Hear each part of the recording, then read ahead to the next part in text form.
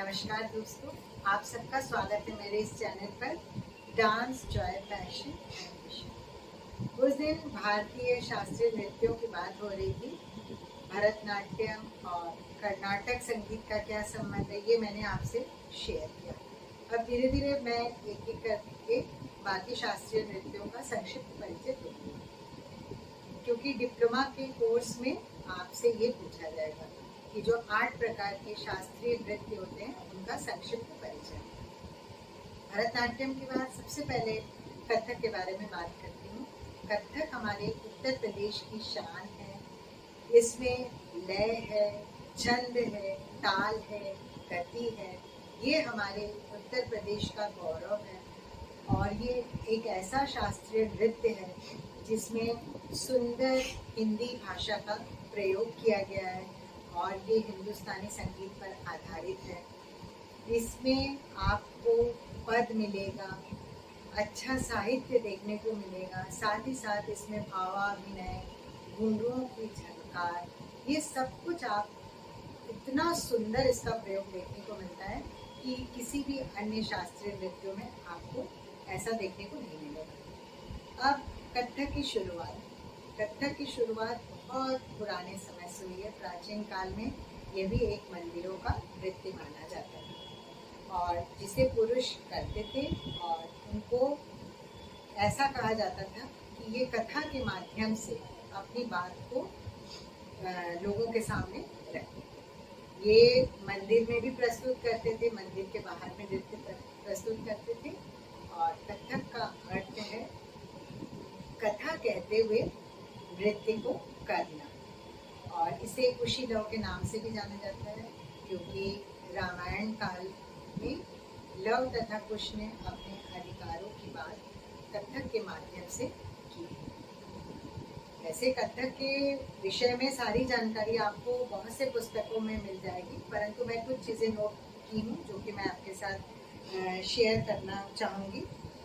इसमें आजकल ये खाली उत्तर प्रदेश में नहीं, बल्कि आंध्र प्रदेश, जम्मू कश्मीर और नेपाल तथा पाकिस्तान के कुछ भागों में प्रस्तुत किया जाता है। पहले तो ये मंदिरों में था, लेकिन 13वीं शताब्दी में जब यहाँ पे इस्लाम धर्म का प्रचार प्रसार प्रारंभ हुआ, तब हमारे मंदिरों को, हमारी विरासत, हमारी संस्कृति को बहुत नुकसान पहुँचा। उस दौरान ये कथक करने वाले लोग इस्लामिक संप्रदाय के शरण में चले गए तथा अपनी रोजी रोटी के लिए ये लोग वहाँ पे दरबारी नृत्य प्रस्तुत करने लगे। पहले ऐसा नहीं था। फिर इस पर मुस्लिम प्रभाव संपूर्ण रूप से देखने लगा। इसकी वेशभूषा, प्रस्तुतिकरण सिर्फ ये उनके मनोरंजन का साधन बन के रहे। कथक में कुछ मेन चीज़ें होती हैं जो कि जानना बहुत अधिक आवश्यक है। ये एक ऐसा डांस फॉर्म है जो कि हमारे भारतीय परंपरा संस्कृति में जैसे जैसे परिवर्तन होता चला गया, उसके हिसाब से इस नृत्य शैली को प्रस्तुत किया जाने लगा। कथक का उल्लेख महाभारत काल में भी देखने को मिलता है। इसमें भी रासलीला होती है। कृष्ण कथक के देवता माने जाते हैं। ज़्यादातर रचनाएं कृष्ण को समर्पित होती हैं, जिसमें गोपियों का वर्णन है, राधिका का वर्णन है, कृष्ण और राधा के प्रेम प्रसंग, वियोग का वर्णन है। और कथक में एक चीज़ और भी देखने को मिलती है, जैसे नायक नायिका है, एक ही भाव है कि पिया मोरे घर आया, तो इस एक पंक्ति को कई भावों से दिखाया जाता है। इसमें कई तरह से प्रस्तुत किया जाता है। और कथक का अर्थ है कथा, उपदेश तथा अभिनय।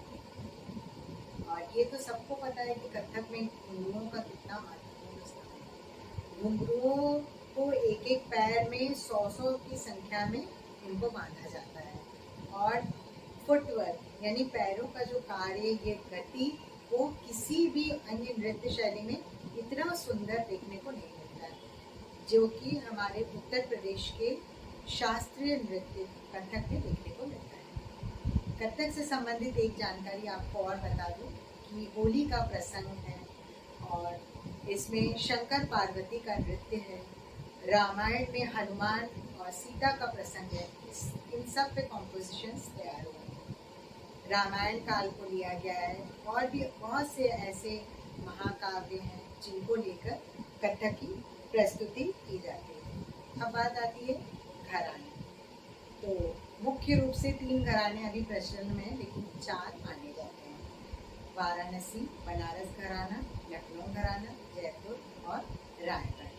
सबकी नृत्य शैली अलग अलग होती है, तो उसको जब आप डिटेल में पढ़ेंगे तो उसमें से आप लिख सकते हैं।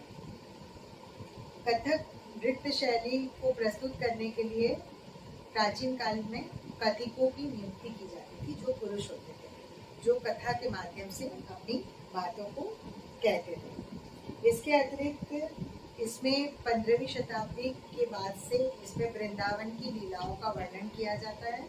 और कथक के जो मेन आइटम्स होते हैं जिनको कि बोला जाता है ठाट, आमद, परन, फिर उसके अतिरिक्त तोड़े टुकड़े, तत्काल इत्यादि, ये सब मेन चीज़ें होती हैं। और इसके अंतर्गत जो चक्री होती है, जिसको कि भरतनाट्यम में भ्रमरी कहा जाता है, उसको कथक में कहा जाता है अर्ध चक्र, संपूर्ण चक्री, उसको चक्र चक्री के नाम से, जिसमें आप राउंड मारते हैं सर्कल। इसकी संख्या जो नर्तक या नर्तकी होती है उसकी कुशलता पे निर्भर करता है कि कौन कितना कर सकता है।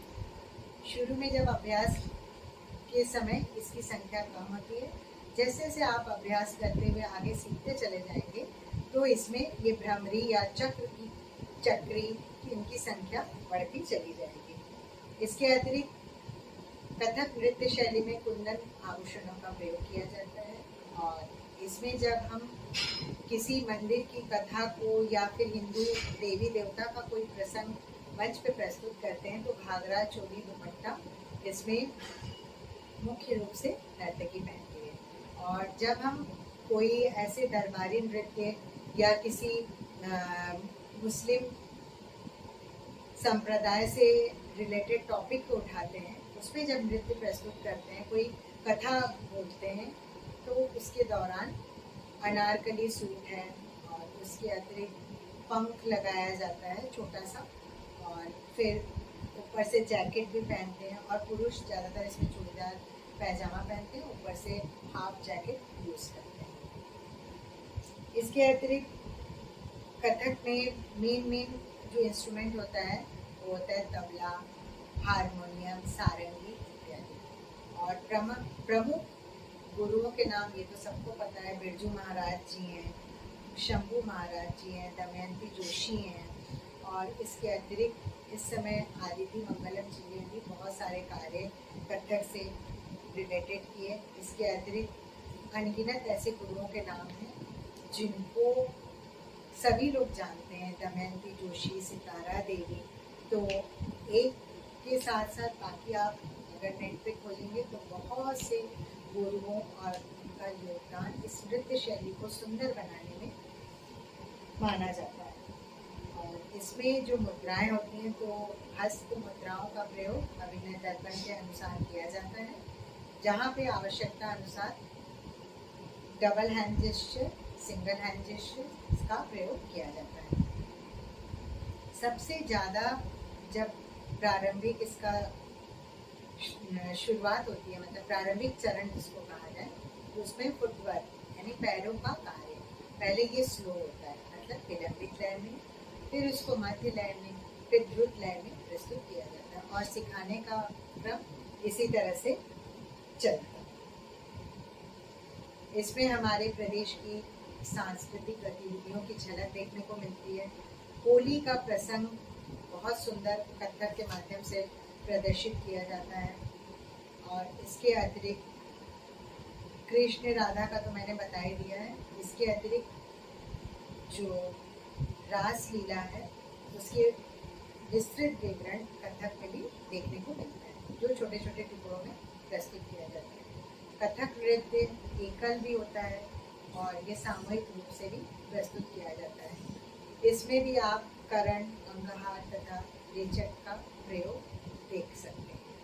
इसके अतिरिक्त इसमें भी आंगिक वाचिक, सात्विक और आहार अभिनय के नियमों का पालन किया जाता है। अब आप आगे के वीडियो में बाकी ओडिसी, मोहिनीअट्टम इत्यादि नृत्य शैलियों के बारे में जानकारी प्राप्त करेंगे। अब आप आज के लिए बस इतना ही काफ़ी। आप जल्दी से इस मेरे चैनल को सब्सक्राइब करिए, लाइक, कमेंट और शेयर करिए। कमेंट बॉक्स में ज़रूर लिखिए कि आप क्या देखना चाहते हैं। आज के लिए इतना ही काफ़ी है। Thank you everyone. हैव